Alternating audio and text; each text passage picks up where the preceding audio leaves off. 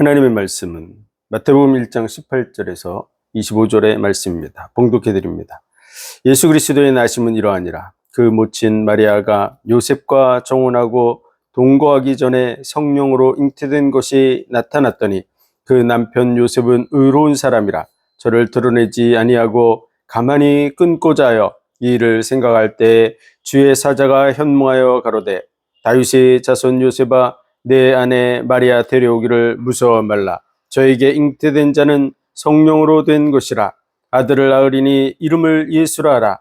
이는 그가 자기 백성을 저희 죄에서 구원할 자이심이라 하니라. 이 모든 일에 된 것은 주께서 선지자로 하신 말씀을 이루려 하심이니 가라사대 보라 처녀가 잉태하여 아들을 낳을 것이요 그 이름은 임마누엘이라 하리라 하셨으니 이를 번역한즉 하나님이 우리와 함께 계시다 함이라. 요셉이 잠을 깨어 일어나서 주의 사자의 분부대로 행하여 그 아내를 데려왔으나 아들을 낳기까지 동침치 아니하더니 낳음에 이름을 예수라 하니라. 아멘. 기도하겠습니다. 하나님 은혜와 사랑과 복 주심 감사합니다. 이 땅의 모든 삶이 창세전 하늘에 속한 모든 신령한 복 가운데 복준 삶임을 감사합니다.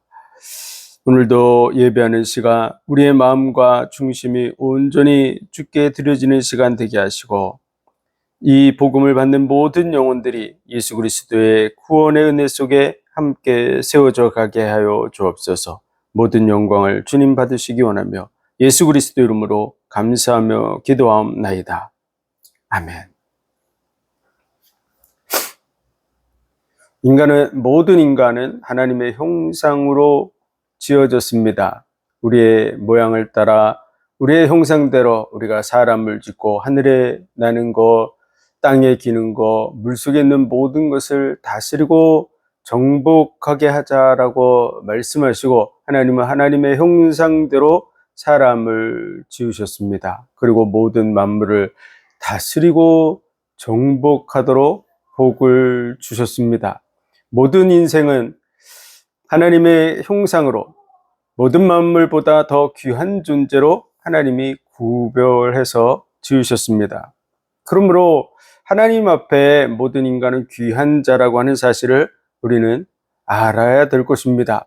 존귀에 처하나 깨닫지 못하는 자는 멸망하는 짐승과 같다고 말씀하고 있습니다. 우리 자신이 얼마나 귀한 존재인지 하나님의 계획 속에서의 자신을 발견하지 못하면 이 땅에서 먹고 마시며 짐승처럼 살아가다가 짐승과 같이 죽음으로써 모든 것이 끝이라고 생각하는 그런 허무한 인생을 살아갈 수밖에 없습니다. 그러나 예수 그리스도를 알고 하나님을 알고 그 구원의 은혜 속에 세워질 때 우리가 얼만큼 존귀한 존재인지를 누리게 될 줄로 믿습니다. 오늘은 예수 그리스도는 어떤 분인가? 모든 만물을 다스리고 정복하며 하나님의 복과 은혜를 누릴 그러한 인간에게 하나님께서는 에덴 동산을 창설해서 주셨고 그 모든 실과를 임으로 먹으라고 말씀하셨습니다. 그래서 지구상에 있는 모든 실과들을 마음대로 먹을 수 있지만 한 가지를 금하셨습니다. 선악을 알게 하는 나무의 실과를 먹지 말라. 먹으면 정령 죽으리라고 말씀하셨습니다.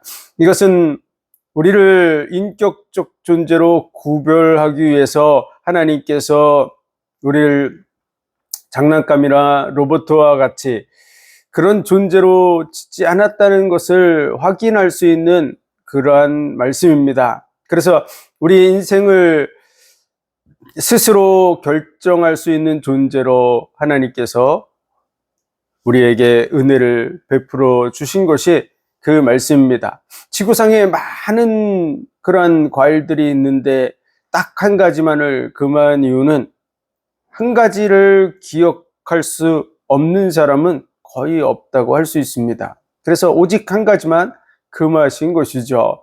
그럼에도 불구하고 그 한 가지에 걸려서 모든 인생들이 다 죽음에 이르게 되는 그러한 결과를 가져오게 되었습니다.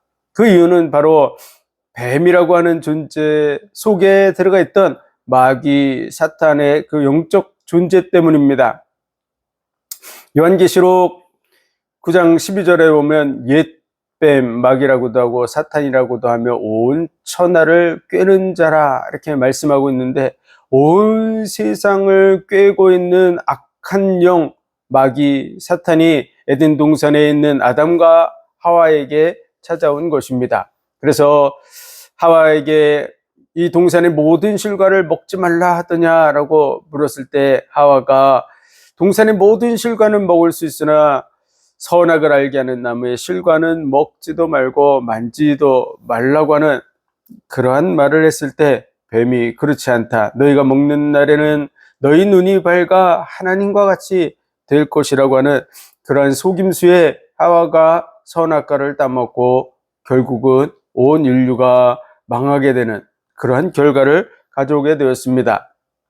아담이 그 선악과를 따먹었을 때 그는 자신이 벌거벗은 줄을 깨닫게 되고 무화과 나무 잎으로 자신을 가리고 하나님의 낯을 피하여 나무 아래 숨었는데, 하나님께서 아담을 찾아서 부르셨습니다. 그리고 그의 잘못된 부분에 대해서 하나님께서 말씀하시고, 그로 인해서 결국은 그 결과를 당하게 될 것을 말씀하셨습니다. 그리고 여자의 뱀에 대해서 여자의 후손이 와서 뱀의 머리를 상할 것이다 라고 말씀하시고, 그리고 뱀의 후손은 여자의 후손의 발꿈치를 상하게 될 것이라고 말씀해 주셨습니다.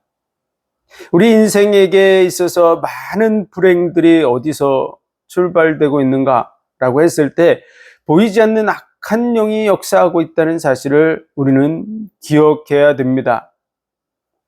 우리 인생들이 스스로 고통을 받고자 하는 그런 사람은 아무도 없습니다.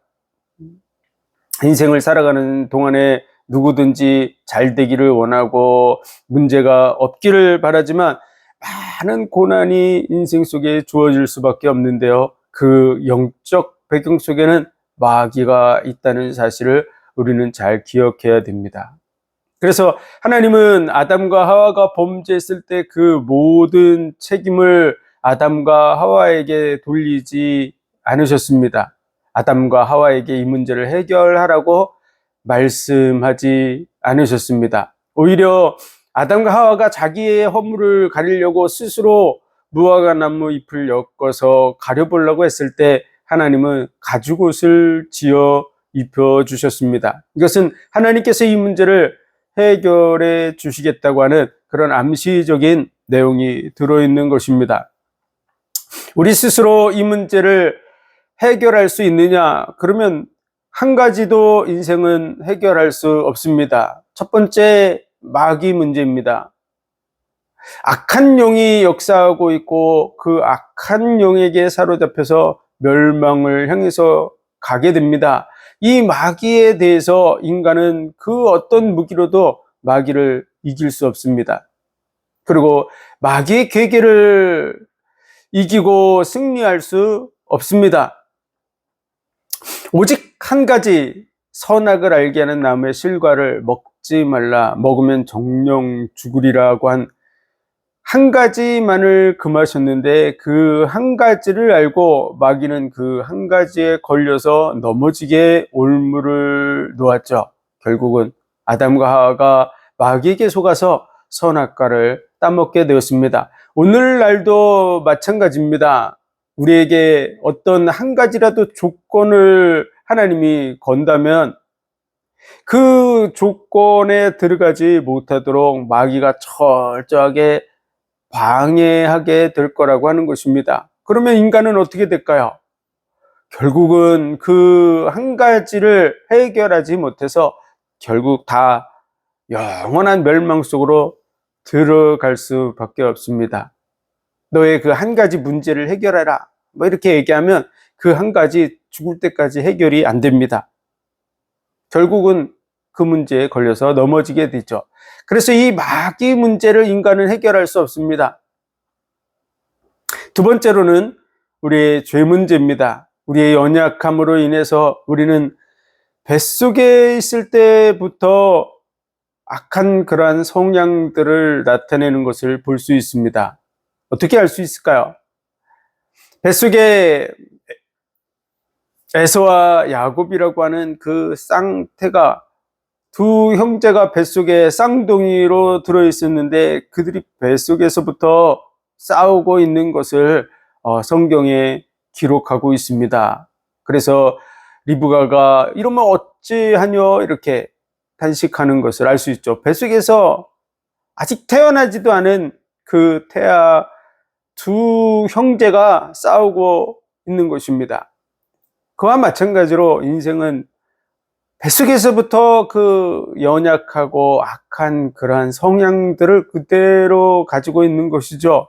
노아의 홍수 때 물로서 세상을 심판한 하나님께서 다시는 물로 세상을 멸하지 않겠다고 말씀하시고 그의 행위가 어려서부터 악함이라고 말씀하고 있습니다.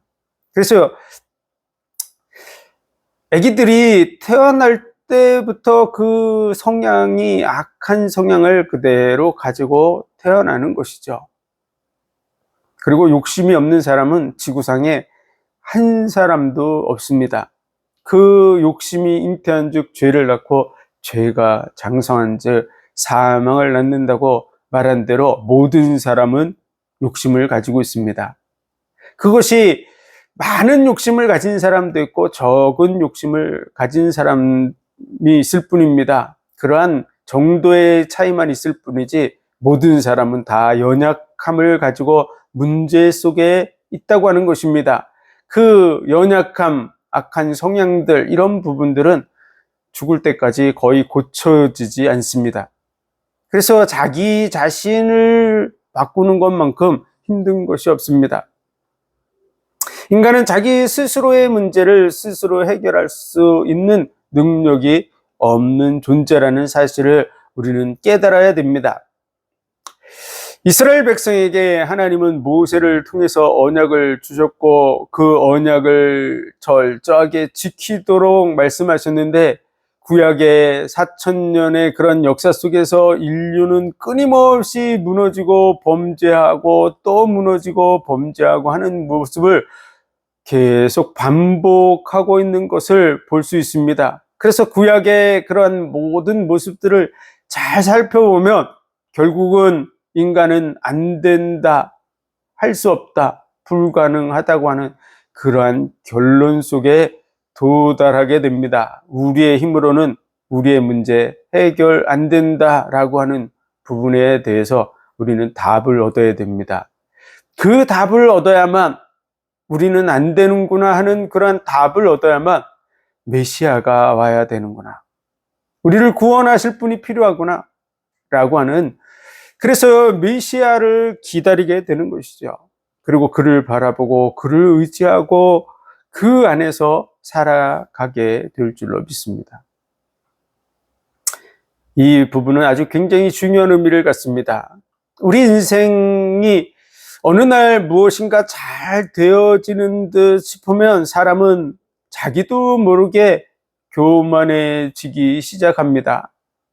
교만이란 말은 콧대를 세우는 그런 의미로 쓰여지고 있는데요. 자기의 자기가 무엇인가 할 수 있다고 하는 그런 마음에서 이렇게 콧대를 세우는 그러한 모습을 보여주고 있는 것이죠. 그런 부분 중에 정말 큰 문제가 뭐냐, 그것은요, 하나님 없이도 살 수 있다 라고 생각하는 것이죠. 내가 무엇인가 할 수 있다. 그것이 발전해서 오늘날 어떤 사람들은 자기 자신이 조물주라고 생각하고 내가 우주의 중심이다 뭐 이런 식으로 생각하는 그러한 부류의 사람들이 많이 있습니다. 자신이 무언가 해결할 수 있을 거라고 생각하는 것이죠. 그런데 인간은 전혀 그렇지 않습니다.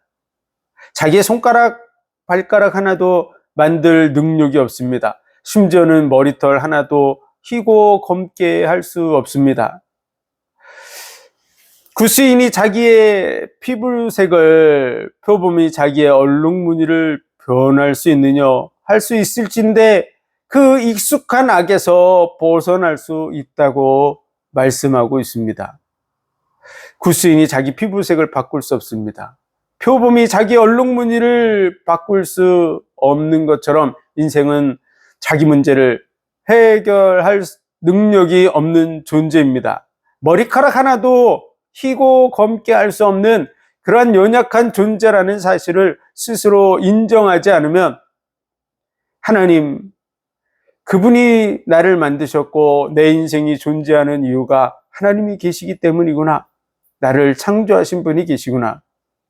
하나님을 인정하는 그 믿음 속으로 들어가기 힘들다는 것이죠. 사탄은 우리를 부추겨서 우리가 할 수 있다고 가르칩니다. 그러나 그것은 사탄의 속삭임일 뿐입니다. 우리는 아무것도 할 수 없는 무능한 존재라는 사실을 알아야 됩니다. 하나님의 은혜를 주시지 않으면 숨조차 쉴 수 없습니다. 우리가 그를 힘입어 기동하며 살고 있다고 분명하게 성경은 말씀하고 있습니다. 우리가 손가락, 발가락을 움직일 수 있습니까? 하나님이 은혜를 주시기 때문입니다.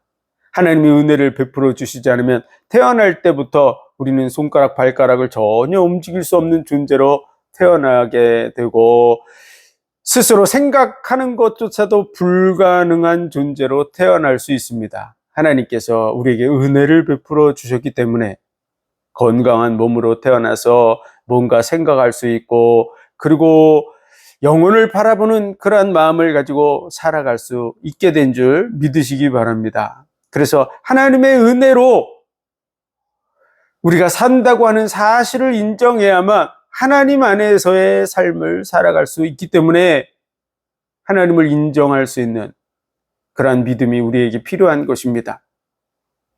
우리의 문제, 내 문제, 내가 해결할 수 없다 라는 결론이 나야 됩니다. 하나님은 그 일을 위해서 4,000년 동안 본보기를 보여주신 것이죠. 이스라엘 백성들, 유대인들, 그들은 얼마나 철저하게 말씀대로 살아가려고 몸부림쳤던 민족인지 역사를 통해서 우리는 알 수 있습니다.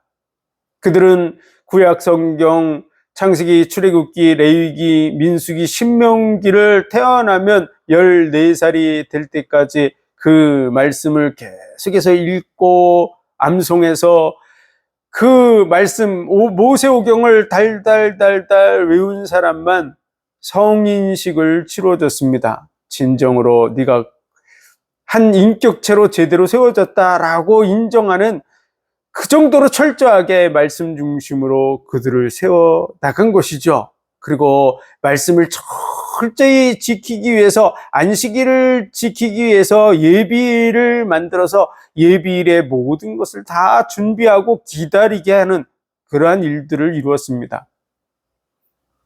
그들은 그 옷을 경건한 옷들을 만들어서 입고 팔에 이마에 글씨를 붙이고 돌아다닐 정도로 자기 자신을 관리하는 데 철저했지만 그러나 결과적으로는 안 된다는 부분에 결론이 나는 것이죠. 겉으로는 아무리 치장하고 외식을 해도 그 속에 썩어져가는 자신의 그 모습을 부정할 수 없었던 것이죠.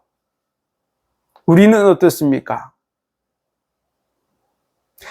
경건하다고 뭔가 되어지고 있다고 나는 잘 되어지고 있다고 아무리 얘기해도 자기 속에 스스로 썩어져가는 해결할 수 없는 문제에 대해서 우리는 하나님 앞에 정직하게 고백하고 나아가야 될 줄로 믿습니다.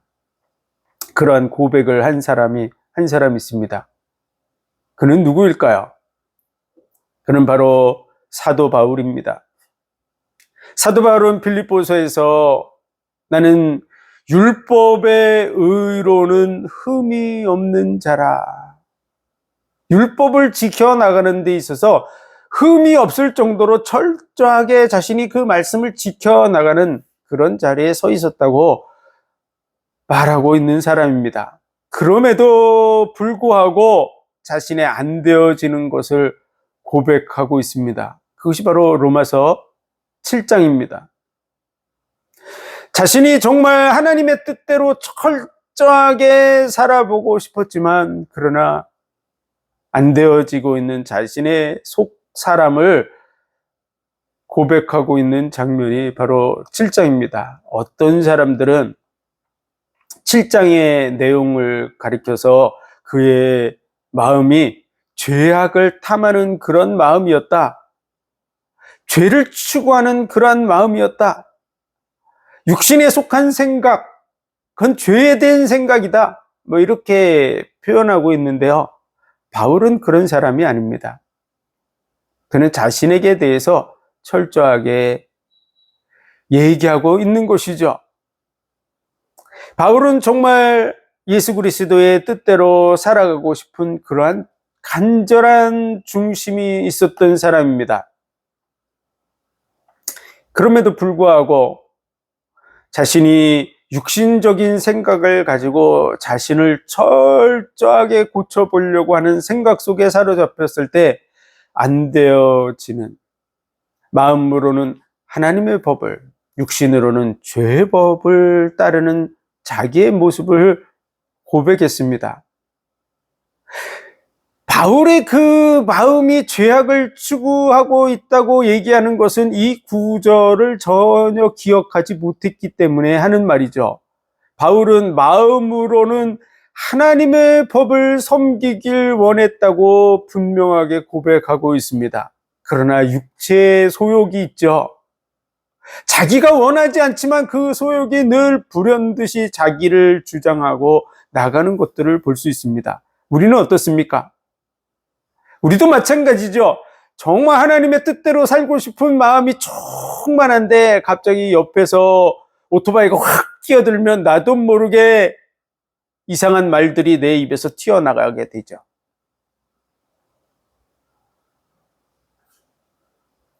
나의 안 되어지는, 철저하게 나 자신을 통제해 보려고 해도 나도 모르게 안 되어지는 그러한 악한 습관들, 문제들이 나에게 존재합니다. 그래서 100% 정말 철저한 완전한 인간이 될 수 없습니다.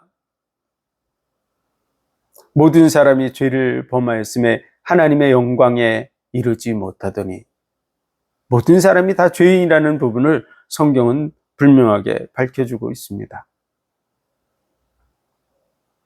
철저하게 자신을 쳐서 복종시키려고 노력하면서 율법적인 기준으로 봤을 때는 흠이 없는 삶을 살아왔던 바울, 그러나 정말 하나님의 뜻대로 살고 싶은 자기 자신이 안 되어진다고 하는 사실에 대해서 오라 곤고한 자라고. 그러나 이 모든 것조차도 내가 하나님 앞에 감사한다고 고백하고 있는 바울의 모습을 볼 수 있습니다. 바울보다 더 철저하게 자신을 쳐서 복종하는 사람, 우리는 주변에서 본 적이 없습니다.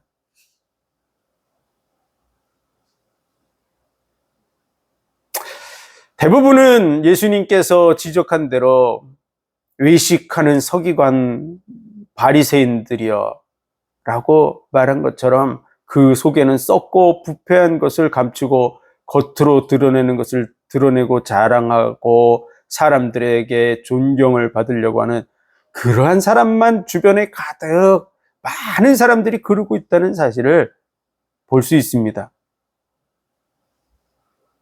정말 자기 자신의 안 되어지는 부분을 얘기하고 정말 예수 그리스도의 은혜가 아니면 안 된다는, 그리스도 그 은혜가 아니면 안 된다는 부분을 강조하고 예수 그리스도의 의를 강조하고 그 십자가의 도우심을 강조하는 그러한 사람을 보기 힘들다는 것이 안타까운 일입니다.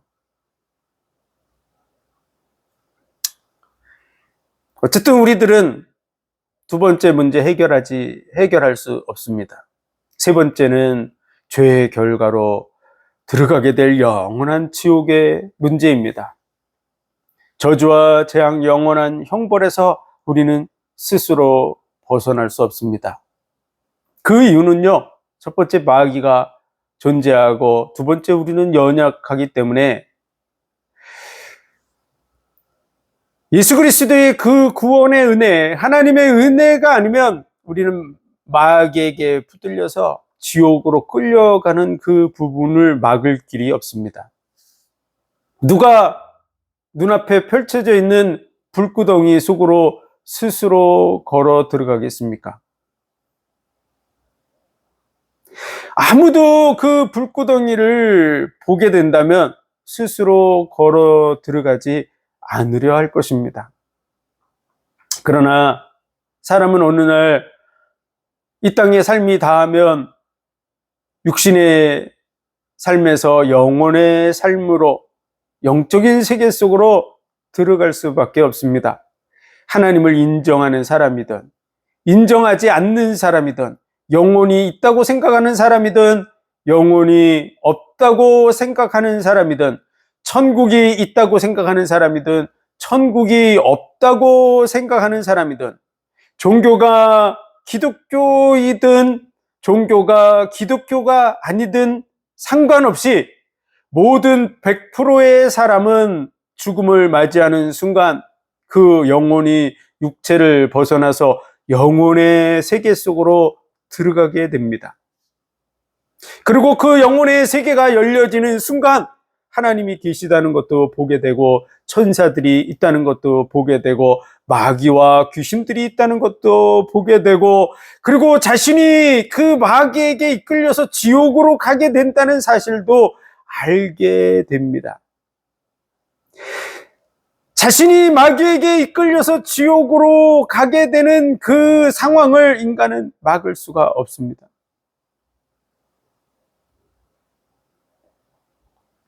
그래서 마귀 문제, 인간의 연약한 죄 문제, 그리고 결국은 하나님 떠난 인생이 마귀에게 이끌려서 영원한 지옥 형벌 속으로 들어갈 수밖에 없는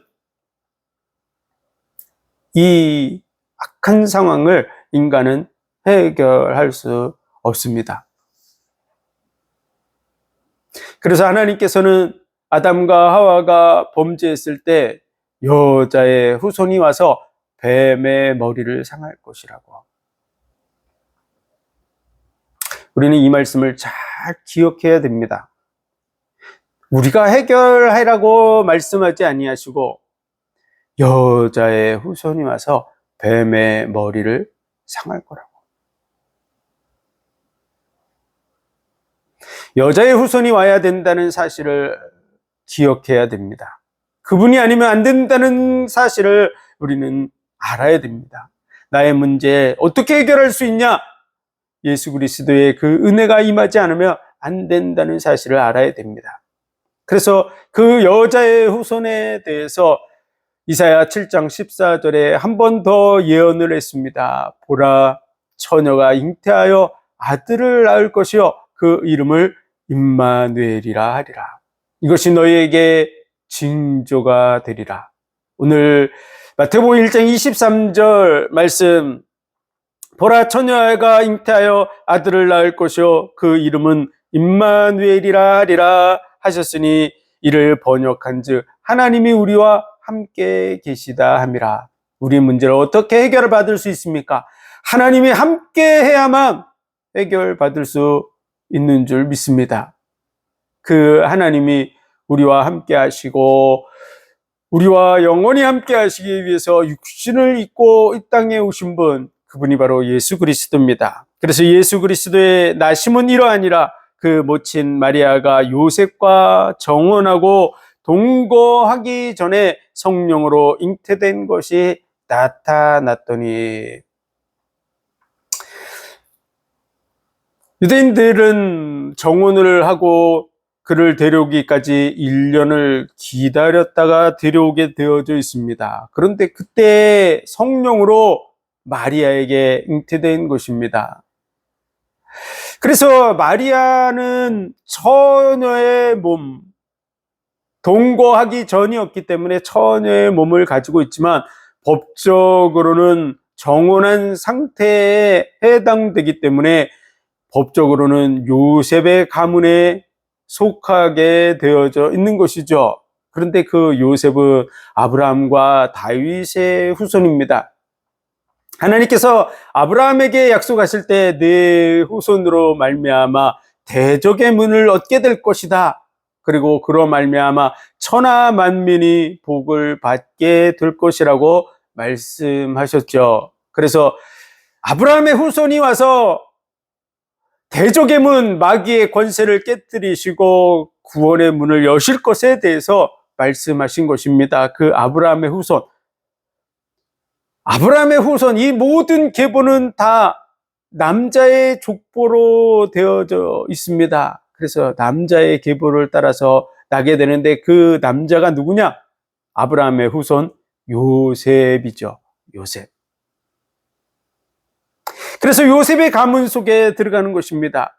아브라함과 다윗의 후손 요셉의 가문 속으로 들어가게 됩니다. 그러나 예수 그리스도는 처녀 동정녀인 마리아에게 성령으로 잉태된 것이죠.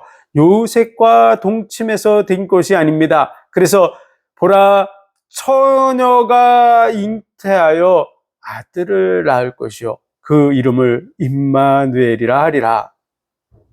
여자의 후손이 와서 뱀의 머리를 상할 것이다. 남자와 동침하지 않아서 남자의 그 씨를 통해서 잉태된 자가 아니라 여자의 후손, 처녀가 잉태해서 아들을 낳게 될 것이다. 이것이 너희에게 징조가 되리라. 그 이름을 임마누엘이라 하리라. 하나님이 우리와 함께 하신 증거가 처녀가 잉태해서 아들을 낳는다는, 인간으로는 불가능한 일이 하나님을 통해서 우리에게 이루어질 것을 말씀해 주셨는데 그 일이 동정녀 마리아를 통해서 이루어지게 된 줄 믿으시기 바랍니다. 그리고 아브라함과 다윗의 후손의 계보 속에 요셉을 통해서 들어가는 것이죠. 그리고 예수님이 나실 곳에 대해서 예언이 되어 있는데요. 베들레헴 에브라다야, 유대 고을 중에 작을지라도 이스라엘을 다스릴 자가 내게서 내게로 나올 것이라. 그는 상고의 태초이라. 태초부터 계시니 그분이 어디서 나오냐? 베들레헴에서 태어날 것이라고 말씀하셨습니다. 그러나 요셉과 마리아는 베들레헴에서 살고 있었던 사람들이 아닙니다. 갈릴리 근처에 나사렛이라는 동네에 살고 있었던 사람이죠. 그런데 그 당시에 로마의 황제 가이사 아구스도에 의해서 모든 백성, 로마에 속한 모든 백성은 다 고향으로 돌아가서 호적하라고 하는 그 명령을 따라서 결국은 베들레헴이라고 하는 다윗의 고향 베들레헴, 그곳으로 이주해서 베들레헴까지 가게 된 것이죠. 그 베들레헴까지 마리아는 잉태된 상태에서 만삭이 되어져 가는 그때 베들레헴까지 나귀를 타고 이동해 갑니다. 그때는 전 로마의 그 백성들이 다 호적을 하기 위해서 이동하고 있었기 때문에 정말 복잡한 그런 상황이라고 할 수 있죠. 그리고 베들레헴에 사관이 있을 곳이 없었다고, 다른 돈 많은 사람들, 권세 있는 사람들, 능력 있는 사람들이 먼저 다 방을 차지하고 있었기 때문에 예수님은 마구간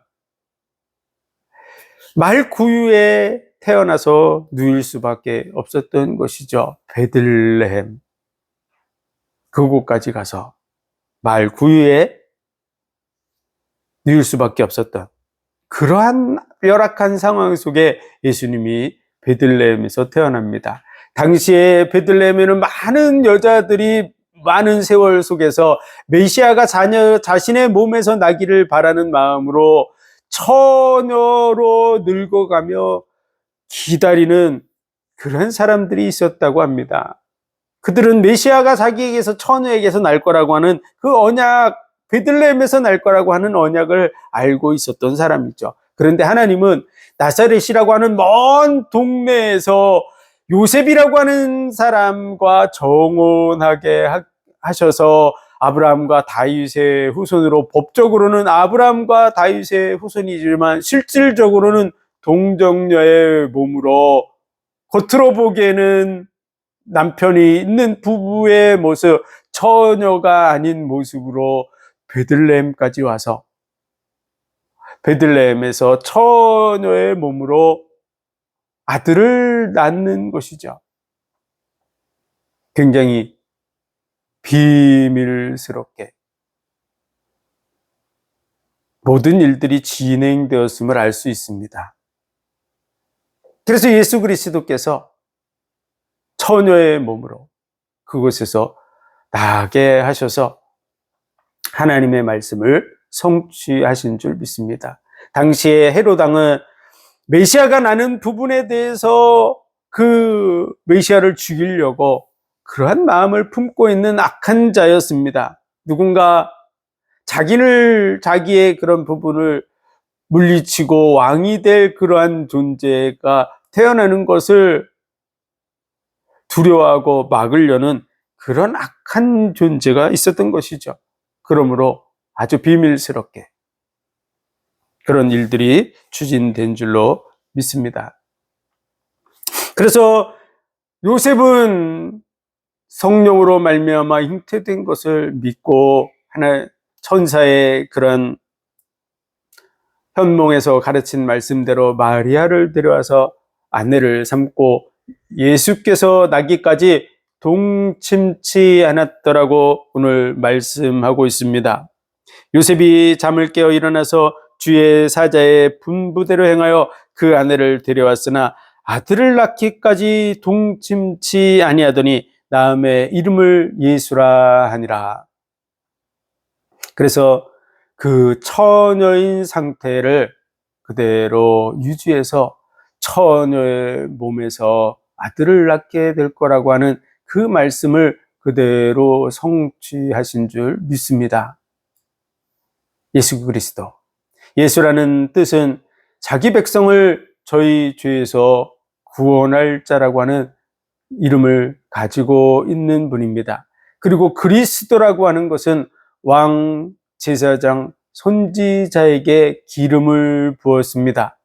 왕과 제사장과 선지자의 머리에 감람유를 부어서 그를 구별해서 세웠는데 그 기름 부음을 받은 자라는 의미를 갖는 것이 바로 그리스도입니다.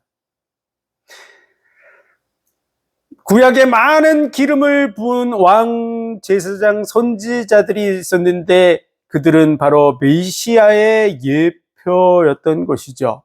오실 메시아의 예표로서 그들에게 기름을 부어서 구별한 것입니다. 그와 같이 기름 부음을 받은 자라는 의미의 왕, 제사장, 선지자의 역할을 하실 분, 그분을 가리켜서 그리스도라고 얘기하는 것이죠. 그래서 예수님께서는 이 땅에 오셔서 왕으로서 사역을 감당하셨습니다. 그 왕의 사역이 바로 권세를 가지고 마귀의 권세를 깨뜨리는 것입니다. 그래서 대적의 문을 얻으리라고 말씀하신 대로 사탄의 권세, 사망 권세를 쥐고 역사하고 있는 사탄의 권세를 박살낸 줄 믿습니다. 나는 부활이요 생명이니 나를 믿는 자는 죽어도 살 것이요 살아서 나를 믿는 자는 영원히 죽지 아니하리라. 이것을 내가 믿느냐고 말씀하고 있죠. 우리는 이 사실을 믿어야 될 것입니다. 예수님이 십자가에 못 박혀 죽으신 그날은 바로 이스라엘 절기의 유월절 절기입니다. 유월절 절기는 이스라엘 백성이 출애굽할 때 양의 피를 좌우 문설주에 바른 집에 사망의 신이 넘어가는 것을 기념해서 지켰던 절기입니다. 예수 그리스도의 그 피로 말미암아 사망의 신이 넘어가는 패스오버 되는 6월절 어린 양으로 예수 그리스도께서 십자가에 못 박혀 죽으셨습니다. 선악을 알게 하는 나무의 실과를 먹지 말라, 먹으면 정령 죽으리라고 한 그 말씀, 그 죽음이 지나가는 패스오버 되는 그 절기가 바로 6월절입니다. 그래서 6월절 어린 양으로 예수님께서 십자가에 못 박혀 죽으시고 부활하심으로 말미암아 사망의 권세를 쥐고 있는 사단의 권세를 꺾은 줄 믿습니다. 그래서 승리의 왕이 되셔서 오신 줄 믿습니다. 왕으로서 사역을 감당하신 분, 그분이 예수 그리스도입니다. 제사장으로서의 사역을 감당하셨습니다. 제사장은 바로 우리의 죄 문제를 해결하는 것입니다. 죄인이 그 문제를 해결하기 위해서 제사장 앞에 양이나 염소나 소를 가지고 가서 드릴 때 제사장은 그 번제물들을 받고 그것을 하나님 앞에 연락되도록 드려서 죄인인 우리의 죄를 해결하는, 그래서 하나님과의 관계를 회복시키는 역할을 했던 사람, 그 사람이 바로 제사장입니다. 예수 그리스도께서 우리의 죄 문제를 해결하러 오신 분이신 줄 믿으시기 바랍니다. 하나님과의 막혔던 담을 헐러 오신 분, 하나님과의 관계를 회복시키시는 분, 우리의 죄 문제를 해결하기 위해서 오신 분, 중보자의 역할을 감당하는 그분이 바로 예수 그리스도인 줄 믿습니다. 그리고 자기 자신을 예물로 드려서 우리 죄를 대속하신 줄 믿습니다. 그래서 우리의 죄가 언제 끝났냐 그러면 예수 그리스도의 그 십자가 사건이 일어난 그 순간 온 인류의 죄가 끝났다는 사실을 우리는 믿어야 될 것입니다. 아담으로부터 시작된 모든 죄, 아담으로부터 예수 그리스도에게 이르는 모든 사람의 죄 문제가 다 예수 그리스도로 말미암아 끝난 줄 믿습니다. 예수 그리스도로부터 우리에게 이르는 모든 시대까지의 사람들의 죄도 다 끝난 줄 믿으시기 바랍니다. 우리로부터 시작해서 아직 태어나지도 않은 예수님이 재림하는 그날까지의 모든 사람의 죄가 다 십자가에서 해결된 줄 믿으시기 바랍니다. 왜 이렇게 세 분에서 얘기하냐고 할 수 있는데요. 어떤 사람들은 죄 문제가 해결받았다라고 말하면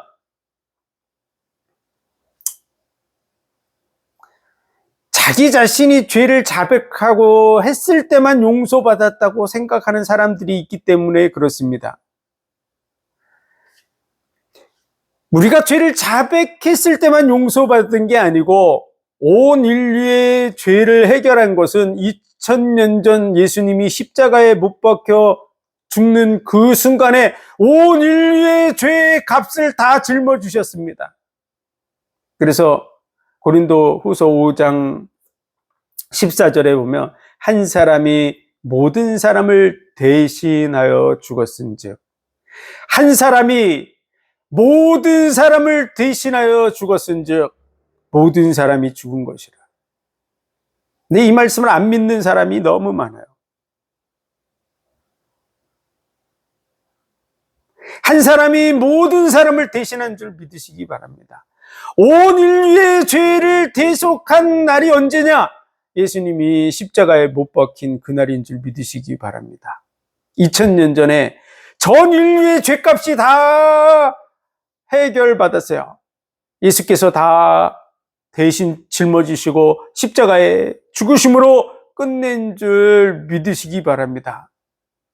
이 사실을 믿어야 마귀의 계기에서 빠져나오게 됩니다. 이 사실을 안 믿으면 마귀에게 계속 붙들려서 끌려다니는 거죠. 언제까지 끌려다니냐? 죽을 때까지 끌려다닙니다. 평생 끌려다닐 뿐 아니라 많은 사람에게 죄의 굴레를 씌워서 많은 사람으로 하여금 여전히 예수님의 그 십자가의 그 대속의 은혜를 못 잊게 만들고 있는 것이죠.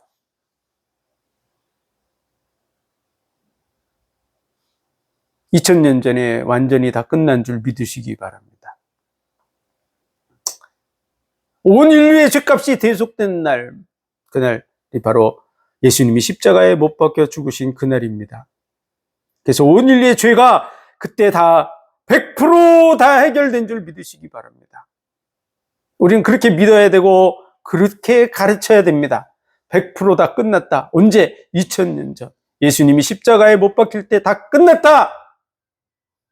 라고 가르쳐야 됩니다. 그런데 왜 그러면 많은 사람이 구원받지 못하고 지옥에 갑니까? 예수 안 믿어도 천국에 갈 수 있습니까? 갈 수 없습니다. 왜냐하면 다 끝냈지만 그 혜택을 내 것이 되기 위해서는 어떤 자에게 준다고 말씀됐냐면 믿는 자들에게 주시겠다고 약속하고 있습니다. 율법의 한 의를 주셨는데 그 의는 바로 믿음의 의인 줄 믿으시기 바랍니다. 예수 그리스도의 의를 나의 의로 받아들이는 자, 그 사람을 약속의 자녀라 그러죠. 예수 그리스도를 통해서 이루실 구원을 언약으로 내 거로 붙드는 사람, 그 사람이 바로 약속의 자녀인 줄로 믿습니다. 하나님은 의로우신 하나님이기 때문에 선악을 알게 하는 나무의 실과를 먹지 말라, 먹으면 정령 죽으리라 라고 말씀하신 그 말씀을 자기 생명을 내어줌으로 이루셨습니다.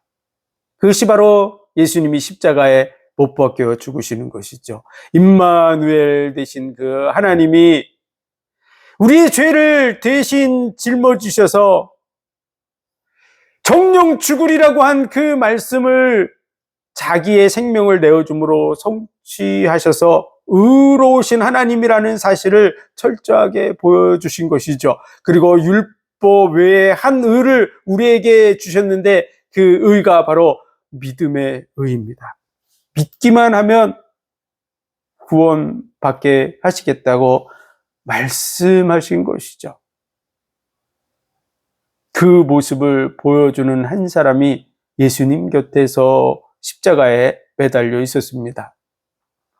그는 평생 악한 짓을 했던 사람입니다. 그런데 그가 예수님에게 주여 당신의 나라에 이를 때 나를 기억하옵소서. 예수님은 그에게 내가 오늘 나와 함께 낙원에 있으리라고 말씀하셨습니다. 그의 영혼이 구원함을 받은 줄 믿습니다. 온 인류에게 하나님은 구원을 약속하셨습니다. 그 구원의 약속은 예수 그리스도를 믿는 자에게 이루어지는 줄 믿습니다. 하나님이 세상을 이처럼 사랑하사 독생자를 주셨으니 이는 저를 믿는 자마다 멸망치 않고 영생을 얻게 하려 함이라. 우리가 거듭나게 된 것은 예수 그리스도의 그 십자가의 대속의 죽음을 통해서 이루어진 줄로 믿습니다. 인자가 높이 들려야 하리라. 누군가 나를 대신해서 죽어야 내가 그 안에서 새 사람이 될 수 있는데 믿는 자들에게, 이 사실을 믿는 자에게 그 은혜가 주어지는 줄 믿습니다. 믿음으로 말미암아 거듭나는 줄 믿습니다. 영접하는 자, 곧 그 이름을 믿는 자들에게는 하나님의 자녀가 되는 권세를 주셨어요. 믿는 자에게 이 은혜가 주어지는 줄 믿습니다. 이는 혈통으로나 육정으로나 사람의 뜻으로 나지 아니하고 하나님 뜻대로 난 자들이니라. 죄의 문제를 해결한 지가 2000년 되었습니다. 마귀 문제를 해결한 지도 2000년 되었습니다. 이 언약이 내 것이 되는 방법, 그것이 믿음입니다. 해결한 지는 이미 2000년 됐습니다. 다 끝난 지는 2000년 됐습니다. 내 거로 붙드는 게 뭐냐? 믿고 그분을 내 마음의 구주로 영접하는 것입니다.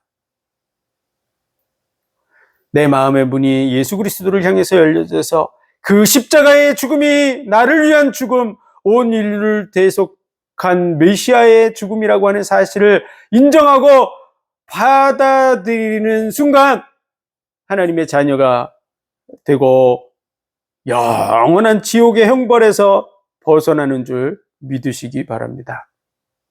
예수의 영, 성령이 우리 속에 들어오는 순간이 언제냐?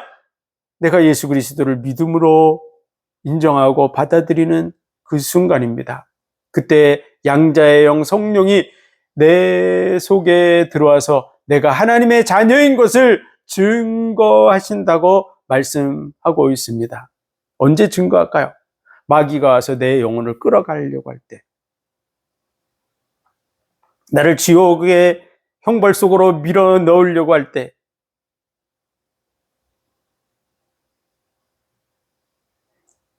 하나님의 자녀인 것을 우리 스스로는 마귀 앞에 제대로 증거할 수 없겠죠.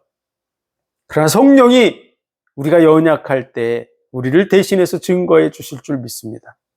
하나님 앞에서, 천사들 앞에서 우리가 하나님의 자녀라고, 하나님의 나라를 유업으로 받을 자라고 증거하시는 줄 믿으시기 바랍니다. 그래서 영원한 지옥에 가지 않습니다. 예수 그리스도 믿는 자들은. 그것은 우리의 의 때문이 아닙니다. 예수 그리스도의 의 때문이고 그 십자가의 은혜 때문입니다. 2000년 전이 다 끝난 문제를 아직도 짊어지게 만드는 그러한 사단의 속임수에 넘어가서는 안 됩니다. 영적으로 속삭이는 죄 문제를 네가 해결하라고 하는 그러한 영적인 사단의 속삭임을 우리는 대적해서 이길 줄 알아야 될 것입니다. 그리고 거짓 선지자들을 보내서 아직도 그 죄의 굴레를 사람들에게 씌우고 있습니다. 우리는 말씀으로 그들을 대적할 수 있어야 될 것입니다. 2000년 전에 다 끝난 줄 믿습니다. 예수 그리스도를 믿는 자, 내가 예수 그리스도를 구세주로, 메시아로 진짜로 믿고 있습니까? 그렇다면 모든 문제가 다 끝난 줄 믿으시기 바랍니다. 예수 그리스도를 믿는 그리스도 안에 있는 자에게는 결코 정죄함이 없다고. 생명의 성령이 법이 죄와 사망의 법에서 너를 해방하였습니다. 다 끝난 줄 믿으시기 바랍니다. 해방의 기쁜 소식이 2000년 전부터 울려 퍼지고 있는데 아직도 해방 안 됐다고 노예로 만들려고 하는 그런 악한 존재들과의 영적 싸움에 승리해 나가야 될 줄로 믿습니다. 우리는 분명하게 선포해야 됩니다. 마귀 문제, 죄 문제, 지옥의 문제, 그 문제를 끝낸 지가 2000년 됐다고. 그것을 내 것으로 받아 누리는 방법은 믿는 자, 하나님의 자녀가 되는 순간에 다 끝난다고 확실하게 얘기해주는 그러한 정말 주의 종의 역할을 감당해야 될 것입니다. 예수 믿는 사람입니까? 100% 사명자인 줄 믿으시기 바랍니다. 예수 믿는 순간 성도이자 사명자라는 사실을 알아야 됩니다. 나는 사명자가 아닌데요. 그건 큰 착각입니다. 예수 그리스도를 믿는 그 순간부터 바로 사명자입니다. 이 축복을 받는 순간 전달할 사명이 있는 줄 믿습니다. 그래서 우리는 많은 사람들에게 이 사실을 정확하게 얘기해서 마귀의 권세에서부터 빠져나오고 승리한 그 승리의 소식을 전하는 저와 여러분의 삶이 되시기를 주의 이름으로 축원드립니다. 기도드리겠습니다. 하나님 은혜와 사랑과 복 주신 감사합니다. 예수 그리스도를 통해서 마귀 문제, 죄 문제, 영원한 지옥의 문제를 다 끝낸 줄 믿습니다. 2000년 전에 휘장이 위에서부터 아래로 찢어져서 이미 문이 열려진 줄로 믿습니다.